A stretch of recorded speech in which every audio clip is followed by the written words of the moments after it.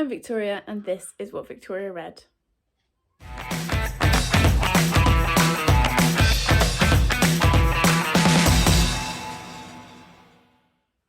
Hi everyone, welcome back to the channel. So today, as you'll see from the title of the video, I am doing my March TBR. Except I'm not having a March TBR, but there are still like 15 books that I want to talk to you about. Let me explain. So if you've been around here for the last 18 months or so, I basically stopped setting my own TBRs, I think in 2020. I think I decided with everything going on it was too much hassle, and instead I've had a variety of different people and games and other methods choose my TBRs for me, and that's worked really well and I've really enjoyed it. And I will put my 2022 TBR playlist in the description of the video so you can see the others from this year. I had planned to have Instagram do a scavenger hunt for me through my TBR shelves to pick my March TBR. I actually asked for prompts, I pulled books, I had a stack, and then I kept looking at them and thinking, I don't think that's what I want to do this month. So I have thrown that TBR out the window. Not literally, would never throw books out the window on this channel. Well, unless it was really bad. But anyway, and I've got a different plan.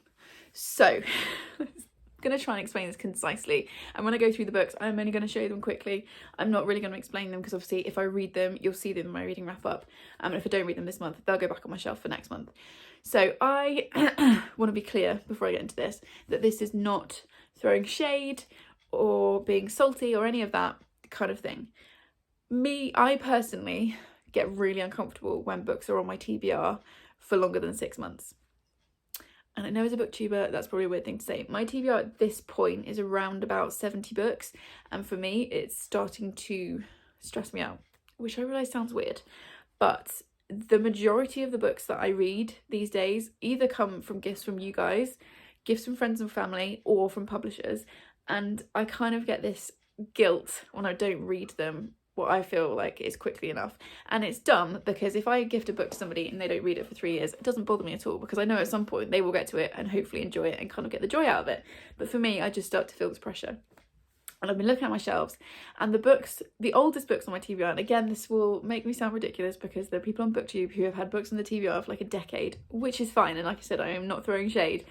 But the oldest books on my TBR are from August last year, and it's starting to make me uncomfortable. I also have 7 arcs that I requested and I haven't read yet, some of which have already been released, which makes me feel really guilty because other people could have had these arcs and read them, enjoyed them and publicised them, which is why the publishers send them to us.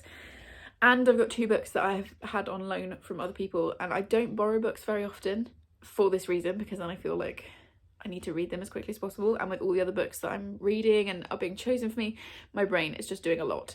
And then also I've set myself a reread TBR for the year, which I will also put in the description of this video, so I needed to pick a book from there. So I have thrown the original TBR out the window. I very carefully put it back onto my shelves.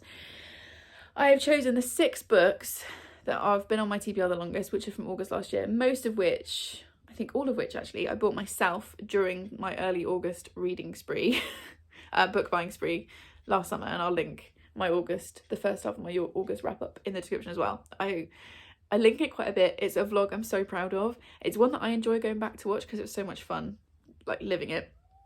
But most of those books I bought when I was in, these books I think, all of them, I bought in Hawaii when I was there with my best friend Steph. But because of the way my brain works, I can't, like, I've got a lot of books that were gifted to me for my birthday, which was amazing and I really, really appreciate it. But I can't get to those books until I've read the books that came in first. I don't know, my brain is a weird place to be. So I picked the 6 books that are oldest on my TBR. I've got the 7 arcs that have been sent by publishers. Like I said, a couple of them have already been published at the time this goes up, and a couple of them, one of them is for much later in the year. And then I've got 2 books that I've been lent and 1 that I've chosen from my reread TBR. And basically, I'm not expecting that I'm going to read all these books because there's like 15 of them, and I'm teaching in March, so if I read 8, then that'll be great. But what I'm going to basically try and do is kind of, I called it guided mood reading, and Charlotte from Desperately Seeking Charlotte has just been absolutely killing herself laughing at me because she is like, that is not mood reading. Mood reading is where you stand in front of your books and you choose what you feel like reading in that moment. If you've been here for a while, you'll know I'm not a mood reader. I'm very regimented in my TBRs. I will just pick up the next book. But what I'm trying to do is kind of step away from that regimented way of reading slightly this is kind of my way of seeing if I can do that. So I will basically choose books throughout the month that I feel like reading, but this is the pool of books that I'm choosing from. So I've called it guided mood reading, which I think might be oxymoronic. Anyway, that is enough of a waffly intro. This is already 5 minutes long. Like I said, I'm going to go quickly through these books. I'm not really going to explain them too much because if I read them, then I'll review them in my wrap up. So the first book, so I'm going to start with the books that I have been lent. So I'm definitely going to read these in the month, these two. This is The Castaways by Lucy Clark. This was lent to me by my boss at work who thought that I would enjoy it. And it says, I think it's, you wake on a beautiful remote island, sparkling blue seas, golden sunsets, barely a footprint in sand, yet this is no ordinary escape. And I think it's going to be kind of a people start dying, something weird is going on with this island. But yeah, I'm going to definitely pick this up. I've actually already downloaded it on Scribd because it's on there. So it'll be my audiobook, my first audiobook of the month. So I'm going to be reading this. And then the second one that I'm definitely going to be reading, I'm going to be starting this probably as my first read of the month, is The Man Who Died Twice by Richard Osman. This was lent to me by my lovely mother-in-law. I read, what was the first one called? It's back here. Thursday Murder Club. It's just slightly out of shot, it's just here. Thursday Murder Club by him at the end of last year. Lent it to Chris, my mother-in-law, who also really enjoyed it. And then she texted me and said, oh, have you got The Man Who Died Twice? And I said no, because I'm waiting for the paperback, because my copy of the Thursday Murder Club is paperback and I can't deal with paperback and hardback on my shelves. This is really showing how odd my brain is. Also, you might be able to hear my cat in the background scrabbling around playing. So I hadn't bought it, and she went ahead and bought this beautiful hardback copy of it because she really wanted to read it, and now has lent it to me. And I think my brother-in-law is also waiting to read it, so I need to get on and read this. I am excited for this one, but it's definitely one that has been kind of bumped up the priority because it's been lent to me. So there's those two. And then my reread for the month is going to be The Pull of the Stars by Emma Donohue. I chose this one out of the stack because it's also the Irish Readathon in March, and I'm not taking part in readathons this year, which I said in my 2022 intentions video, just because it's too much extra pressure to put on myself with everything else that I'm doing. But when I was looking at the stack, I was like, Irish author, it's kind of greenish on the cover, so it meets a couple of the prompts, and I will leave, that's run by Aoife and Leanne, and I will leave their channels and their announcement videos linked in the description so you can go and find out all about it. Fantastic readathon, and I thought, well, at least I can kind of partly take part by reading this, rereading this. I'm also very excited but nervous because this is one of my favourite books of all time, and I haven't reread it since I read it the first time, so we'll see how we go with that. And then I promise I'm going to skip through the rest of the stack more quickly. So let's do ARCs. So these were all sent to me by Book Break, so thank you very much, Book Break, for sending me these, and I'm sorry I haven't read them yet. I'm going to try and catch a few of these up. I've got them in a stack in order of publication date, and like I said, I am going to mood read, but knowing what I'm like, I will probably prioritise the oldest ones first. First of all, we've got We Are the Brennans by Tracy Lange. This came out on the 3rd of February, and I'm going to go quickly, like I said. We've then got The Midwife by Trisha Cresswell. I've seen some really good reviews of this on Bookstagram, and I'm really excited to pick this up. This came out on the 17th of February. We've then got The Golden Couple by Greer Hendricks and Sarah Pekkanen. This comes out in March. Does it have a particular date? 3rd of March. So yeah, by the time this video goes up, it will already be out. Then got The Atlas 6 by Olivier Blake. Apparently this is a TikTok sensation, but I have said in other videos I feel like I'm too old to be on TikTok. This also comes out on the 3rd of March, and it's got a very cool cover, especially for an ARC. We've also got The Club by Ellery Lloyd. I read People Like Her, People Like Us, something about people.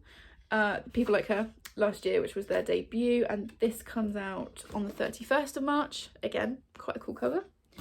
We Had to Remove This Post by Hannah Berviots. Hopefully I've said that correctly. This is translated, I think, from, I want to say Dutch, but that could be entirely wrong. When is this coming out? This comes out, I think it's just March, or did it not have a date on it?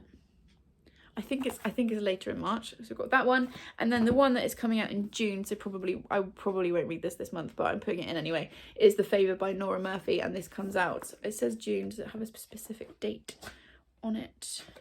No, it's just June 2022. So we've got that one, which looks kind of thrillery. I'm very intrigued. And then we've got the 6 oldest books on my TBR. So we have got Jamaica Inn by Daphne du Maurier, The Glass House by Eve Chase, which I just love this cover. We've got classic Victorian and Edwardian ghost stories. This doesn't have a specific author because it's obviously a collection, but we have got, what kind of authors do we have in here? Is it going to give me a list? So Walter Scott, Richard Harris Barnum, R.S. Hawker, Edgar Allan Poe, Elizabeth Claiborne Gaskell, Charles Dickens, John Lang, like basically all of the big, Oscar Wilde, all of the big hitters from that era. We have got The House at Rivton by Kate Morton. This is a huge book. It's, yeah, nearly 600 pages. So that's probably why I've been putting this one off, but we'll maybe have a go at this. I've also got another big one, which is Kate Atkinson Transcription. I really enjoyed Life After Life. Actually, it's less than 400 pages. Life After Life by Kate Atkinson in 2020. I've been meaning to pick up another one ever since, so possibly this one. And then the only non-fiction in this stack, which is Venus and Aphrodite, History of a Goddess by Bethany Hughes. This was a real random pickup, you know, it's a kind of random selection in a bookshop. Partly the cover drew me in, but I'm really intrigued by it says, reveal the truth behind Venus and why this immortal goddess is so much more than nudity, romance and sex. It is both the remarkable story of one of antiquity's most potent forces and the story of human desire, how it transforms who we are and how we behave. And I'm really intrigued by this one, so I think this is quite likely to be picked up. So those are all the books on my March non-TBR TBR thing. Let me know what you think of guided mood reading. It's very oxymoronic and I don't know if this is going to work or not, but we will give it a try. This is my attempt at clearing some of the books, the older books, off my TBR, catching up on some arcs and hopefully soothing my brain in that way, because it's starting to get to a point where like I feel guilty for reading other books because these are sat looking at me on my shelves. Does anybody else do that? I feel like most people probably don't. Anyway, if you got to this point in the video, leave me a bird emoji for this absolutely gorgeous cover. Cross your fingers that I love this as much as I did the first time around when I picked this back up. It's probably, from my reread stack, it's probably the one I'm most nervous to read again, but just because it moved me so much last time, but we will see. So bird emoji if you got to this point in the video. Let me know what you're reading in March, and please subscribe if you would like more of this chaos, and I will see you in the next one. Thanks everyone. Bye.